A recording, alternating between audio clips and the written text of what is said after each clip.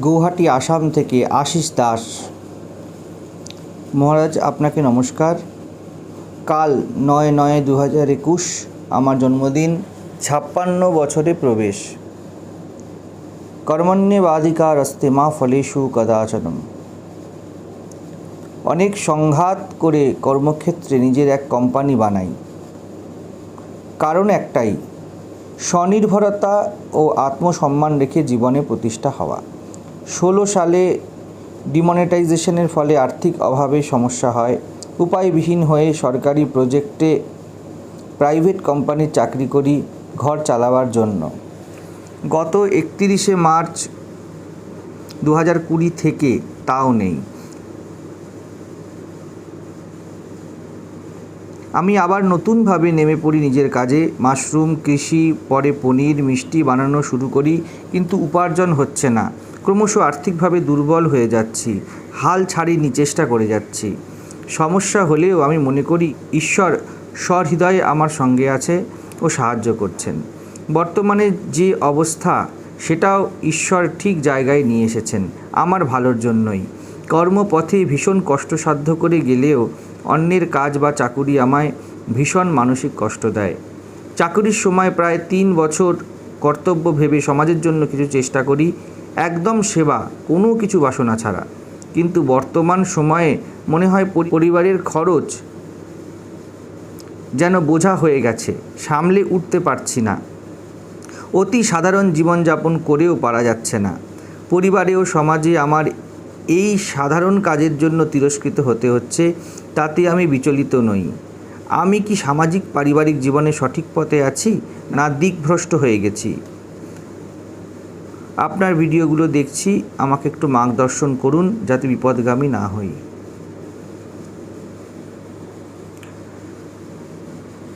ঠিক বোঝা গেল না ব্যাপারটা, যে সামাজিক পারিবারিক জীবনে ব্যাপারটা কি।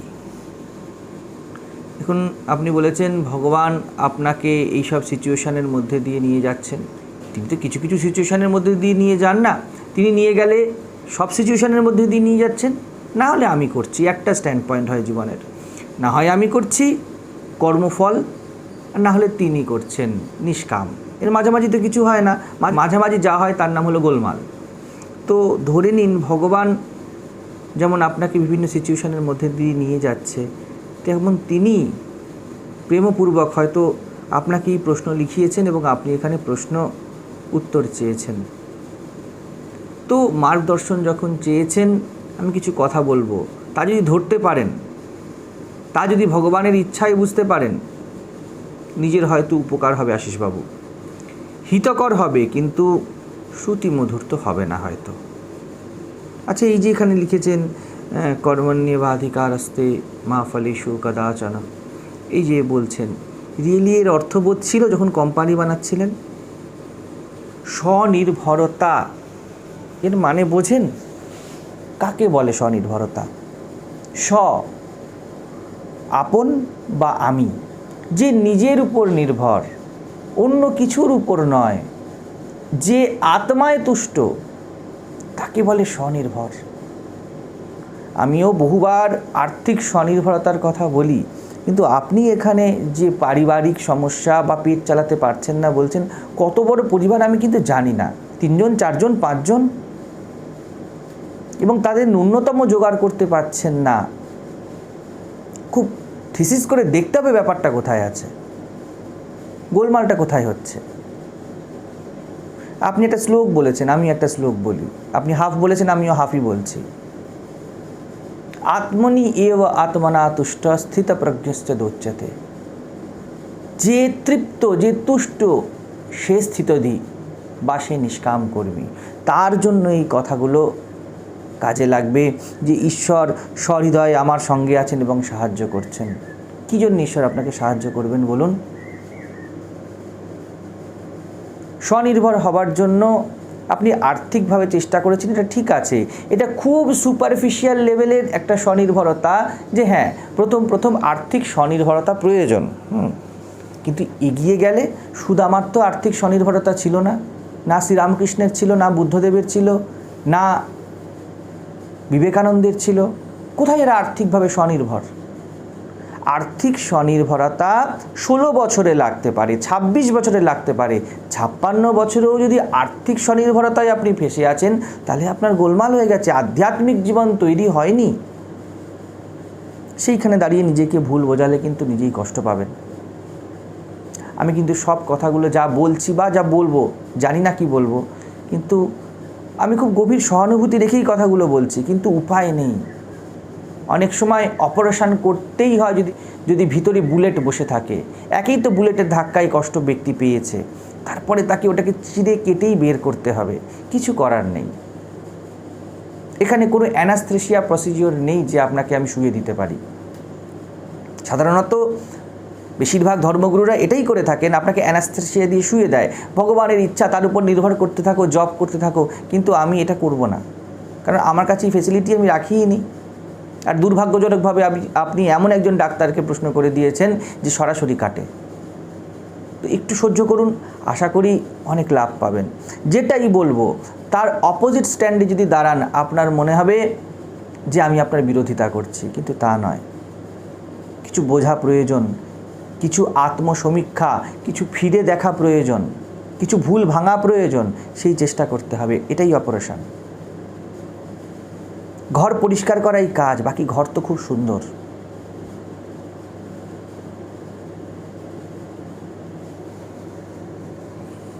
আপনি যখন কাজ করছিলেন, এতই যদি আপনি বুঝে থাকেন, দেহ চালাতে, আত্মসম্মানের জন্য কোম্পানি বানাতে হয়, কত বড় দেহ আপনার তো দেখছি অফুরন্ত সময়। নাকি এই আত্মনির্ভর, সম্মান, এই কথাগুলো রিসেন্টলি আমদানি করেছেন? এই আত্মনির্ভরতা আপনার, ধরুন আপনি 20 বছর, 25 বছর, 30 বছরে করেছেন, এখন আপনার 56 বছর বয়স।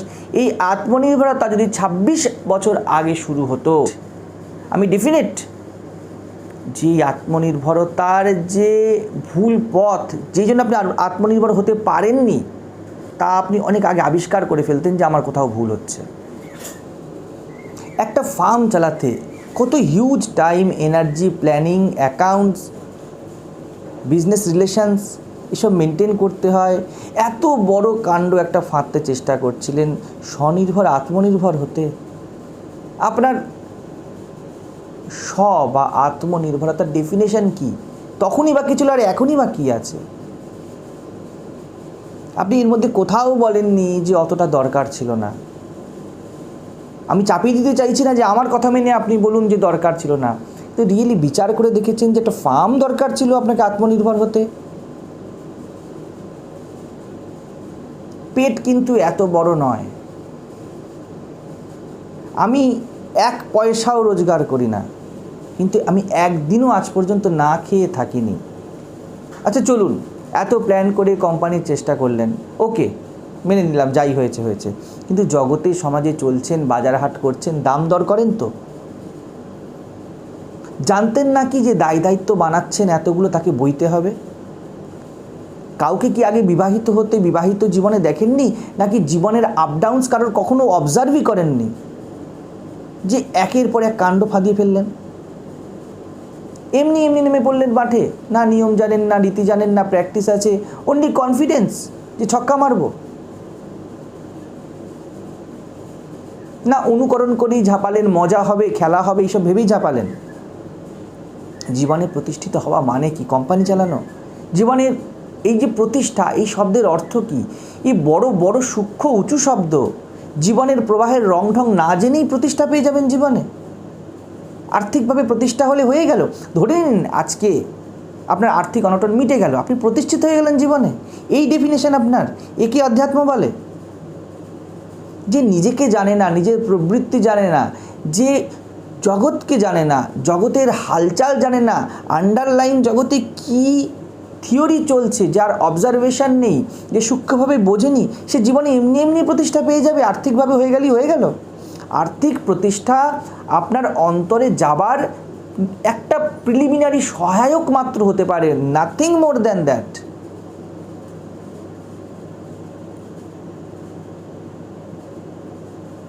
আপনি এখানে লিখেছেন আমি ক্রমশ চেষ্টা চালিয়ে যাচ্ছি, হার মানেননি। আপনি কিসের জন্য চেষ্টা চালিয়ে যাচ্ছেন? জ্ঞানের জন্য, প্রেমের জন্য, বিবেকের পথে চেষ্টা চালিয়ে যাচ্ছেন? এমনভাবে আপনি কেন, এমনভাবে আমাদেরকে সবাই বলে যেন এটাই হওয়া উচিত মহারাজ। সংসার, বিয়ে, বাচ্চা, রোজগার, এবং তার মধ্যে আমি শক্ত করে হাল ধরে আছি, যেন কত বীরত্বের কাজ করছেন। নিজের অন্তর্নিহিত স্বার্থ দেখুন, পরিষ্কারভাবে বলুন যে আজকে যে পরিস্থিতি তার জন্য আমি দায়ী। আমি হাল ছাড়িনি মানে একজনের পেটে ছুরি ঢুকিয়ে দিচ্ছি, মহারাজ শেষ অবধি হাল ছাড়িনি যতক্ষণ না সে মরেছে। এটা হাল ধরার ডেফিনেশন? উপনিষদ চেঁচিয়ে এটাই তো বলছে যে ভাই তুমি ভুল হাল ধরেছো এবং সেটাকে শক্ত করে ধরে রেখেছো। নাম, রূপ, প্রকৃতি, মায়াকে ধরেছো, আর তার উপরে আবার অহংকার যে আমি হাল ছাড়িনি। নদীর সামনে আছে ঝর্ণা, আর একজন বলছে মহারাজ আমি তীব্র গতিতে এগিয়ে চলেছি, আমি হাল ছাড়িনি, হাতে আমার ঘাম পড়ছে, আমার ক্লান্তি লাগছে, আমার প্রচণ্ড কোমরের ব্যথা হচ্ছে, তবু আমি জোর হাল টেনে যাচ্ছি, আর সামনে আছে ঝর্ণা। এইভাবে হাল ধরতে হয় সমাজের, এইভাবে হাল ধরতে হয় জীবনের।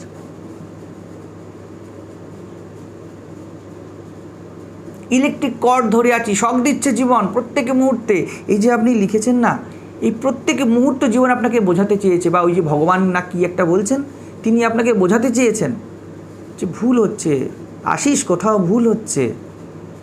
আমার আশিস এমন ছিল না, আমার আশীর্বাদ এমন ছিল না, আমার দেওয়া মুক্ততা, আমার দেওয়া ক্ষমতা কোথাও না কোথাও ভুলভাবে লাগানো হচ্ছে, সেই জন্যই তো এত যন্ত্রণা হচ্ছে।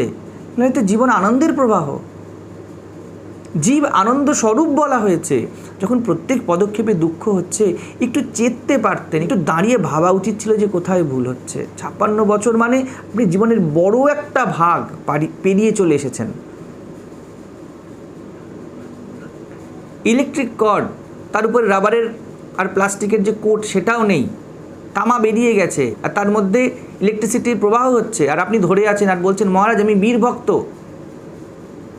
আমি হাল ছাড়িনি। সো কল্ড বীর ভক্ত যারা নিজেদেরকে মনে করে, তাদের এই স্তরেই বেশিরভাগ থাকে, হাল না ছাড়ার দলে।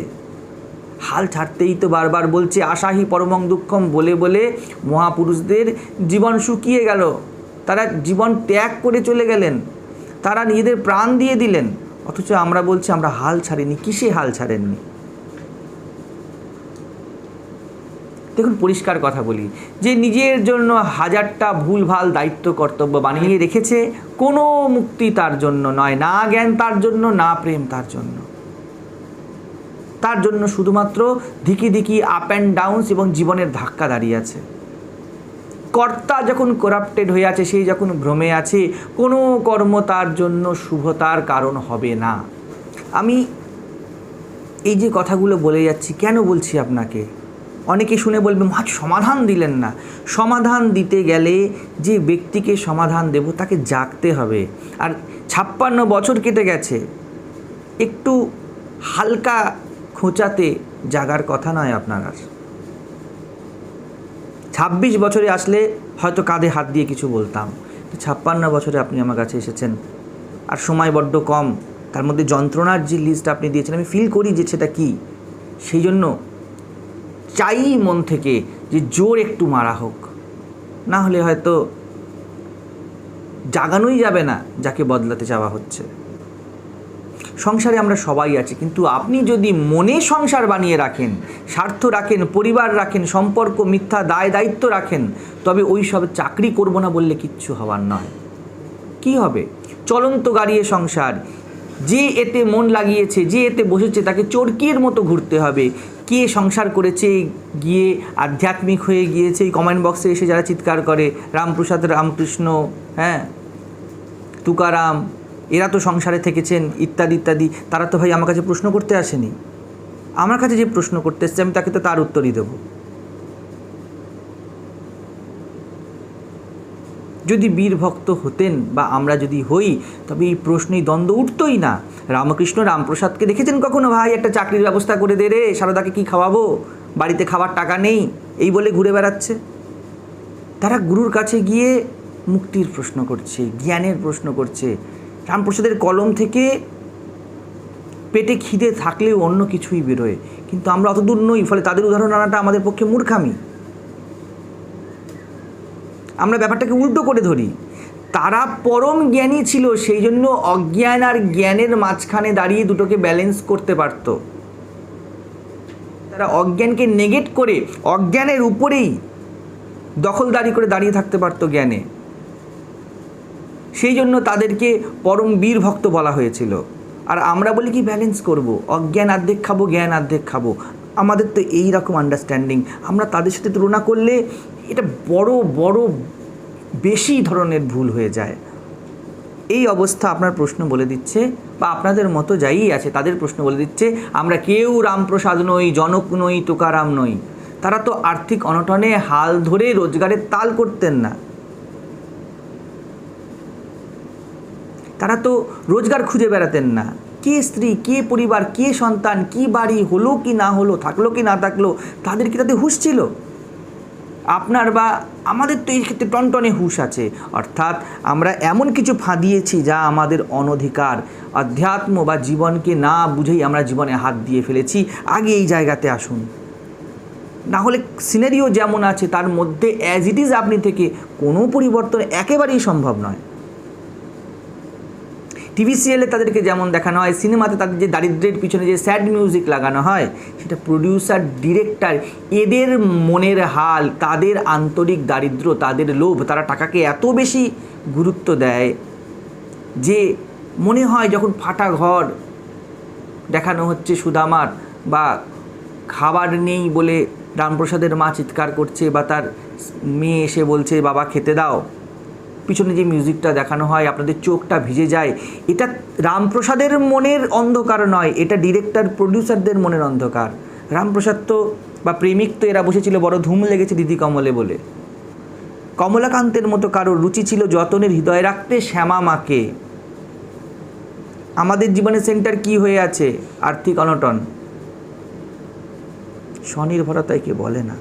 এইভাবে স্বনির্ভরতা অর্জিত হয় না। তাদের হৃদয়ে তো অন্য কিছুই চলতো। আর আমরা তো জানি আমাদের হৃদয়টা কেমন, কতখানি ভিতর থেকে ফাঁকা আমরা, কতখানি দুর্বল আমরা। তাদের হৃদয়ে যা চলতো ফিল্ম মেকাররা দেখাবে কি করে? তারা যেমন তাদের সিনেমাও তেমন। এটা আমি নতুন পুরনো সব ফিল্মের ক্ষেত্রেই বলছি। যদি অন্তরে বৃত্তি, দেহ, সমাজ, মনের চাকর হয়ে থাকেন, তবে বাইরে তো চাকরি করতেই হবে। এর থেকেও খারাপ অবস্থা হতে পারে। এই জন্য জীবনের প্রথমেই বিবেকী হতে হয়, ভাবতে হয় কি করতে চলেছি।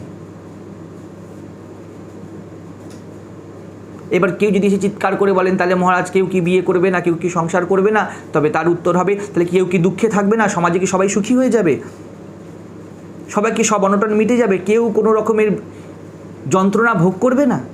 যদি বিবাহ করা, যদি সংসার করা, যদি চাকরি করা এগুলো থাকে, তার সাথে উইথ দ্য প্যাকেজ এই যন্ত্রণাগুলোকে অ্যাকসেপ্ট করে নিন, ঝামেলাই শেষ।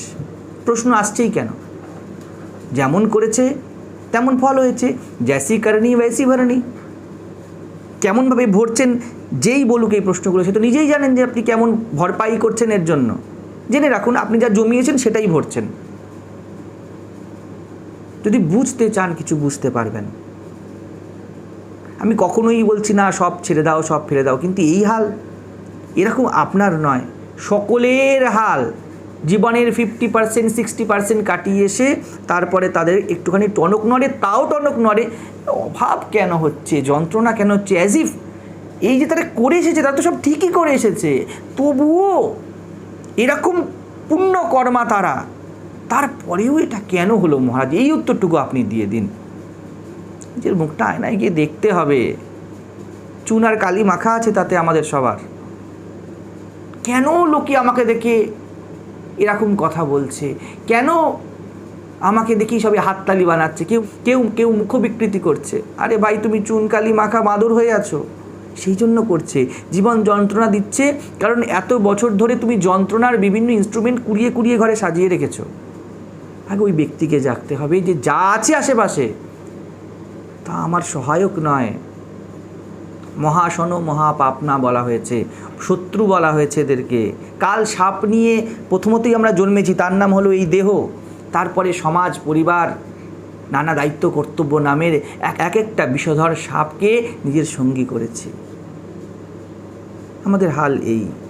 কি আপনাকে ভরসা দেয় আমি বলতে পারবো না, কিন্তু কি করে আমি আপনাকে ভরসা দিই যেখানে চারিদিকেই বিষ? উল্টোটা দেখলে যে চাকরি করছে সে কিছু চাকর আগে থেকেই ভিতর থেকে হয়ে আছে, যে ভিতরে দাস তাকে বাইরেও দাসত্ব করতে হবে। ভালো লাগে না বললে কি হবে? বাকি সব যে ভালো লাগাগুলো বানানো আছে আপনার জীবনে, তার দাম কে দেবে?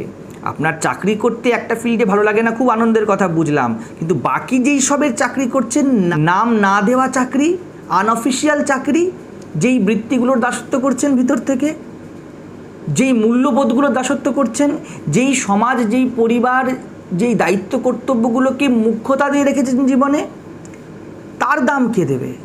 সেগুলো যদি ভুল থাকে তাহলে এই ভুলটাও আপনাকে মেনে নিতে হবে, এবং এর থেকেও খারাপ ভুল আপনাকে মানতে হতে পারে। আর ভুল পরিবার ও সম্পর্ক করেছেন তাও তো স্পষ্ট, যেখানে সম্পর্কের ভিত্তি সুবিধা ও সুরক্ষা, যেখানে আপনার ইউটিলিটি, আপনি কতখানি রিসোর্স সাপ্লাই দিতে পারলেন, সেখানে যে কেউ আপন নয় এটাও দেখা যাচ্ছে। তবুও দেখেও যদি আমরা অদেখা করে দিই, এখনও যদি আমরা না জাগি, তাহলে দাঁড়ালো কি? এবং কারোর স্ত্রী, পরিবার, পুত্র বা এরা পারিবারিক যারা আছে তারা সবাই ভালো আর আমারটা খারাপ এমন নয়, এটাই এমন, জগৎটাই এমন। ভিত্তি খারাপ লাগুক আর ভালো লাগুক, পরিবার বা যাকে আমরা 99% সমাজ বলি, সোসাইটি বলি, তার ভিত্তি দাঁড়িয়ে আছে স্বার্থের উপরে। তুমি কি দেবে, আমি কি দেব, এছাড়া নেই কিছু। It is like that. এতে দুঃখের কিছু নেই, শুধু বোঝার আছে যে ভাই এতে হাত দেবো কি দেব না। সাপে বিষ কেন আছে? এমনই। আপনি সচেতন হবেন কি হবেন না, এইটুকুনি করণীয় ছিল, বা এখনও আছে। আপনি যদি এখনও সচেতন হয়ে যান, অনেক কিছু হতে পারে। এই যে এতক্ষণ বকে গেলাম আপনাকে সচেতন করার জন্য শুধুমাত্র। আমার একাডেমিক প্রোফাইল সেই অবস্থায় এমন এসেছিল যে তা কমপ্লিট করতে আমাকে কিছু কাজ করতে হবে। একজনের আন্ডারে ছিলাম, তখন বুঝেছিলাম যে ওই ডিগ্রি ও পরবর্তী জীবনের মূল্য কি দিতে হবে। যদি এক টুকরো কাগজের জন্য এমন কাউকে যাকে আমি অন্তর থেকে শ্রদ্ধা করি না তাকে ইয়েস স্যার বলতে হয়, তবে সারা জীবন যদি ওই সেম ওয়ার্কিং প্রোফাইল আমি রাখি, তবে কত জুতো আমায় চাটতে হবে। যে কাজ শুরুই দাসত্ব দিয়ে, তা কিভাবে আমাকে পরবর্তীকালে মুক্ততা দেবে, কিভাবে আমাকে স্বনির্ভরতা দেবে, তার দামও দিতে হয়েছে ইনকমপ্লিট একাডেমিক প্রোফাইল নিয়ে। কিন্তু যে কর্তা মুক্ত, তার কর্ম ভুল কী করে হবে? আজ এমনই এই জন্য কাজ করছি যার জন্য এমন সবাইকে আমায় বস বলতে হয়, যাদের চরণে কুরবান হয়ে যাওয়া, যাদের চরণে বলি চড়ে যাওয়া, অমন চাকর হওয়াই সৌভাগ্যের। এমন যদি কোনো চাকরি করেন, এই রকম যদি চাকরি করে আপনার জীবনে চরমতম অনটন থাকে, যদি না খেয়ে কেউ মরেও যায়, আমি গিয়ে আপনাকে সেলাম ঠুকে আসবো, বলবো ব্রেভো। ওইখানে হাল ছাড়বেন না। হাল ধরার কথা ছিল ওইখানে, কিন্তু সাজিয়ে গুছিয়ে ইউ ক্যান উইন, হাল ছাড়বেন না, ঠাকুর আপনাকে ঠিক উদ্ধার করবেন, এসব তাঁর ইচ্ছা, এসব ভাঁওতাবাজি করতে পারবো না। যা করছেন তা জীব হয়ে করছেন, জীবত্বের জন্য কর্ম করছেন, দায়িত্ব নিন। তবে যদি নেন তবে কিছুমাত্র বদলাতে পারে। আমি যেখানে আছি সেই জায়গাটা যদি আমার চেনা না থাকে, সেখানে যদি বিভিন্ন যন্ত্রণা পাই, আমাকে পুলিশকে বা পরিচিতকে ফোনে কি খবর দিতে হয়, এক্স্যাক্ট লোকেশন বলতে হয় আমি কোথায় আছি, কি অবস্থায় আছি, না হলে তারা আমাকে রেস্কিউ করতে পারবে না। ঠিক তেমনই যদি আপনি নিজের সঠিক অবস্থা না ধরতে পারেন, আপনি কোথায় আছেন এবং কেন আছেন, কিভাবে আছেন, তাহলে আপনাকে কেউ উদ্ধার করে নিয়ে যেতে পারবে না। ডাক্তারকে তো প্রকৃত অবস্থা বলতে হবে, এবং আপনার ডাক্তার আপনার ভিতরেই বসে আছে। নিজেকে প্রকৃত অবস্থা বলুন নিজের। আমি তো প্রার্থনা করি যে বলছেন বাইরে থেকে তিরস্কার আপনি পাচ্ছেন, তিরস্কার এত বারুক যেন তা অন্তর দগ্ধ করে দেয়। তার আশিসে যেন আপনাকে আর দাস থাকতে না হয়। বাইরের দাসত্ব তো আমরা বুঝি, কিন্তু ওই বাইরের সব, যেসবকে আমি ভিতরে ভরে নিয়েছি তাকে আমরা আমি বলি, ওই দাসত্ব আমরা বুঝি না। যেসব মূল্যবোধ নিয়ে ছোট থেকে 56 বছর কাটাচ্ছেন, এখনও ক্যারি করার ইচ্ছা আছে হয়তো ভিতরে, সেই সবকে বাজিয়ে দেখেছেন কখনো? তারা ট্রাস্টওয়ার্দি তো? শ্রীকৃষ্ণ তো বিবাহিত ছিলেন, অর্জুনও বিবাহিত ছিল। কোথায় গীতায় শ্রীকৃষ্ণ লাগে রহ মুন্না ভাই বলেছিলেন বলুন? কোন নির্দেশ দিচ্ছেন শ্রীকৃষ্ণ গীতাতে? সরাসরি বলছেন লড়ে যা। এ লড়াই আপনার লড়াই নয়, আপনার লড়াইতে হেরে যাবা। অর্জুন এটাই বলেছিল যে লড়বো না, জ্ঞান বিবেক সত্য দিয়ে। মিথ্যা, নিজের ভিতরের অহংকার, এগুলোকে দেখবো না। শ্রীকৃষ্ণ বলল না, ওটাই লড়তে হবে। কি পারিবারিক জীবন, কি সামাজিক জীবনের কথা বলছো? অর্জুন তো এটাই বলছিল, আমার পারিবারিক জীবন, আমার সামাজিক জীবন। শ্রীকৃষ্ণ বলছেন কাপুরুষ। অর্জুন তো যুদ্ধ না করাকেই ত্যাগ ভেবে বসেছিল, বা ওটাই আপনার কাছে এখন লেগে থাকার ডেফিনেশন হয়ে গেছে। পরিবার বা যার সাথেই আপনার ওঠা বসা, তারা কি ভজনের সঙ্গী না ভোজনের সঙ্গী? দেখুন তো ভালো করে। এবং নিজের ভিতরেও দেখুন আপনি কতখানি ভজন প্রবণ, কতখানি ভোজন প্রবণ। কারণ আপনি যেমন আপনার পরিবার, আপনার প্রতিবেশী, আপনার সঙ্গ, আপনার বন্ধু তেমনই হবে, এটাই নিয়ম। নিজেকে দেখুন দিকভ্রষ্ট কিনা, সে তো নিজেই বুঝছেন। যদি চলমান বিষয়ের সাথে আপনার চোখ ও মাথা না ঘুরতে থাকে, জানবেন কিছুটা হলেও ভিতরে চেতনা আছে, কিছুটা হলেও নেশার অভাব আছে। আর যদি দেখেন সমাজ ঘুরছে, পরিবার ঘুরছে, তার সাথে আপনার বুদ্ধিও অশান্ত হয়ে পাগলের মতো ঘুরে বেড়াচ্ছে, তাহলে জানবেন আপনি পথভ্রষ্ট হয়েছেন। অনেকে আমাকে প্রশ্ন করে যে আপনি তো প্রশ্নকর্তাকেই উত্তর দিচ্ছেন না প্রশ্ন করছেন? আমি প্রশ্নই করছি, কারণ প্রশ্নকর্তাকে মারতে হবে, আমার প্রশ্নের সমাধান করার দরকার নেই। প্রশ্নকর্তা ইটসেলফ প্রবলেম। ওই প্রশ্নকর্তাকেই যদি একটুখানি ঠুকে ঠাকে মোটে ঝরিয়ে দেওয়া হয় না, প্রশ্নকর্তা নিজেই বুঝতে পারবে আমিই প্রশ্ন ছিলাম, ময়লাগুলো প্রশ্ন ছিল এবং আমিই উত্তর। শুদ্ধ আপনিই উত্তর। আপনাকে বদলানো আমার কাজ, আপনার পরিবেশ পরিস্থিতি ওয়াইজ আপনাকে সাজেস্ট করা নয়। কারণ আজকে আপনাকে আমি সাজেস্ট করে দেবো, পরশু দিনকে আপনি আরেকটা সমস্যা নিয়ে আসবেন। আমি তো আসাম অবধিই পৌঁছাতে পারছি না, তো আসামে বসে থাকা কারোর প্রত্যেকে দিনের সমস্যা কি করে মেটাবো?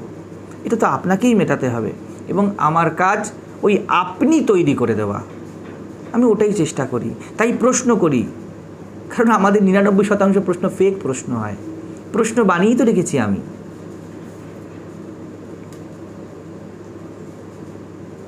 পরিবারের নিডসগুলোর মূল্যায়ন করুন, কতটা জরুরি। আবশ্যক মানে যা শিওর শট, অবশ্য করণীয়, না হলে দেহ রক্ষা সম্ভব নয়, এতটাই কি অভাব? নাকি প্রোফাইল মেনটেন করছেন কোনোভাবে? বর্তমান ট্রেন্ডের সাথে সামঞ্জস্য রাখা, বা পরিবারের লোকেরাই এমন যে বর্তমান ট্রেন্ডকে ছেড়ে চলতে পারে না, যার 3 মাসের নেট প্যাক না হলে চলে না। আমি কিন্তু জানি না যে কি অবস্থা হতেই পারে, আপনার আর্থিকভাবে অনটন অনেক আছে, তবুও বলবো অর্থ শেষ কথা নয়। অবশ্যই রোজগারের চেষ্টা করতে হবে। যা সিচুয়েশন বর্তমানে চলছে তাতে প্রত্যেকেই, বড় থেকে বড়, ছোট থেকে ছোট মানুষ সাফার করেছে। জীবন এরকমই, এর থেকে শিখতে হয় যে জীবন এই রকম জীবনের থেকে নিজেকে উঠিয়ে রাখতে হয়। বুলেট বুকে লাগলে ছেদ হবে না জগতে এমন কেউ নেই। নিজের বুকটাকে উঁচুতে রাখতে হয় যাতে না লাগে। আপনাকেই যা করার করতে হবে। প্রকৃতি এরকমই, দ্বৈত দেবে, যন্ত্রণা দেবে। যন্ত্রণাও এই জন্য বোধ হয় কারণ আপনি আনন্দ স্বভাব, দুঃখ আপনার স্বভাব নয়, তাহলে বোধই হতো না।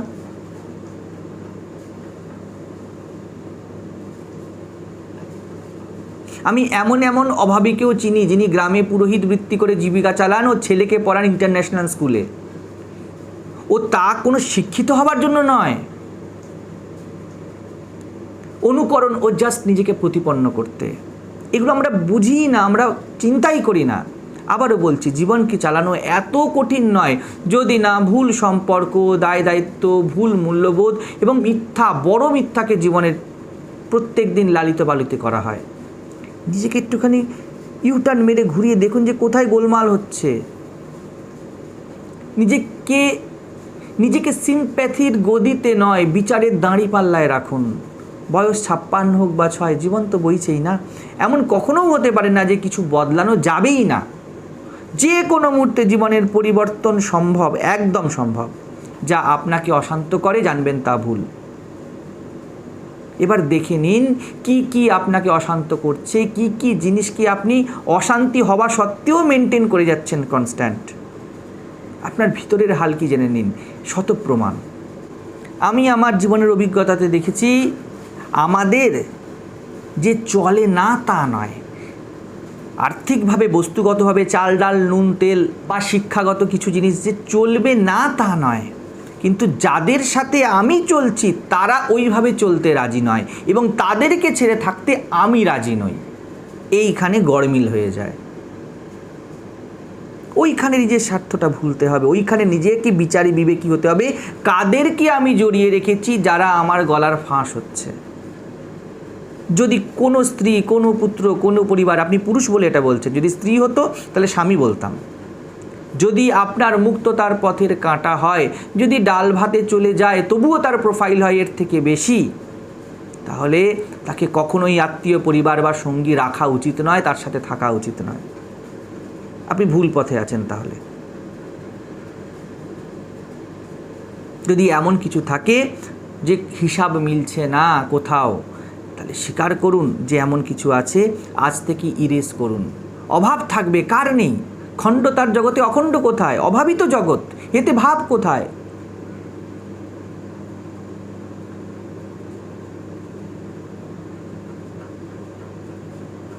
অবশ্যই পারা যেতে পারে, তবুও বলবো মনে হচ্ছে যেন আপনার কথা শুনে ইররিলেভেন্ট এবং আননেসেসারি খরচের কন্টেন্ট কোনো না কোনোভাবে নিজের দুর্বলতার কারণে বসে আছে অনেক জায়গাতে জীবনের, তাতে এডিট করা দরকার ও ভিতরের আন্ডারস্ট্যান্ডিং বদলানো উচিত। এই ক্ষেত্রে হাল ছাড়বেন না, নিজেকে শোধন করতে হাল ছাড়বেন না। ওই যে কথাটা আছে না, যতদিন শ্বাস ততদিন আশ, শেষ দিন অবধি এটা চেষ্টা করুন। এটা শুধু সংসারে জোয়াল টানার জন্য বলা হয়নি, এটা জ্ঞানের জন্য বলা হয়েছে। যতই বাধা থাক, যতদিন বেঁচে আছো ততদিন আন্ডারস্ট্যান্ডিং ঠিক করার সম্ভাবনা আছে, ভুল সম্পর্ককে রেকটিফাই করার সম্ভাবনা আছে, ভুল মূল্যবোধকে বদলানোর সম্ভাবনা আছে। এই অর্থে বলা হয়েছিল। এই প্রবাদটাকে এইভাবে ইউজ করা হয় না, এটা এই ক্ষেত্রে প্রযোজ্য। মুক্ত হন, মুক্ত করুন, ব্যাস। কোনো কমপ্লেক্সে থাকবেন না, এতে নো নেগোসিয়েশন। আর যদি বলেন দায়িত্ব, বলবো এক বিন্দু ভাবতে হবে না। শ্রীকৃষ্ণ গীতাতে এটাই বলেছে, নাহি কল্যাণকিত কশ্চিৎ দুর্গতিং তাত গচ্ছতি। যে কল্যাণকারী তার কখনোও দুর্গতি হয় না। কিন্তু দুর্গতির ডেফিনেশন যদি আপনি করে রাখেন যে পকেটে টাকা না থাকা, তবে তো প্রত্যেক দিন আপনার দুর্গতি হবে। সঠিক কর্তার গাছে বেঠিক ফল ধরে না। আপনার বাহ্যিক প্রসপারিটি না থাকতে পারে, ভিতর শান্তিপূর্ণ আনন্দপূর্ণ থাকবে, এতে শ্রদ্ধা রাখুন। ওটাই তো আপনার চাই। শোধন করুন, যে শোধিত সেই শুদ্ধ, সেই আত্মা। আত্মায় প্রকৃতি কিছু করতে পারে না যদি না আপনি আত্মাকে ইগনোর করে প্রকৃতির পক্ষে দাঁড়ান। এইগুলো প্রকৃতিতে দ্বৈত থাকবেই থাকবে, কার নেই। কিন্তু নিজেকে দেখুন যে আপনি কিসে দাঁড়িয়ে আছেন, আত্মায় না প্রকৃতিতে। এটাকে ঠিক করে ফেলুন, দেখুন কীরকম ক্রমাগত সব আস্তে আস্তে সাজানো হয়ে যাবে।